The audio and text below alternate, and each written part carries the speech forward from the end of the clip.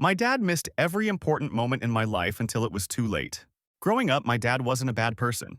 He just wasn't really there. Not in the physically abusive or angry kind of way, more like the silent, distracted, always working, never around kind. He was a mechanic who worked long hours, and when he came home, he mostly sat in front of the TV and fell asleep. Every birthday, every school play, every game he had a reason he couldn't make it. Gotta keep the lights on, he'd say. I stopped asking after a while. The hardest part wasn't even the absence. It was the silence. He never really asked me about my life, never gave advice, never said he was proud. It was like we lived in the same house but in completely different worlds. My mom used to make excuses for him. He's tired. He grew up different. He shows love in his own way. Maybe. When I graduated high school, he didn't come. Said the shop was short-staffed.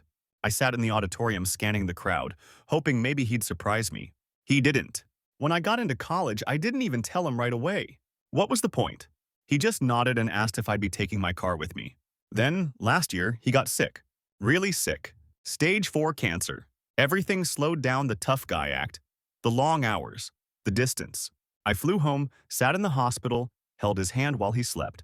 One day, out of nowhere, he looked at me and said, "I watched every game you ever played. From the parking lot. Couldn't come inside. I don't know why." I didn't know what to say. I just nodded, said, "Okay," and let the silence hang in the air.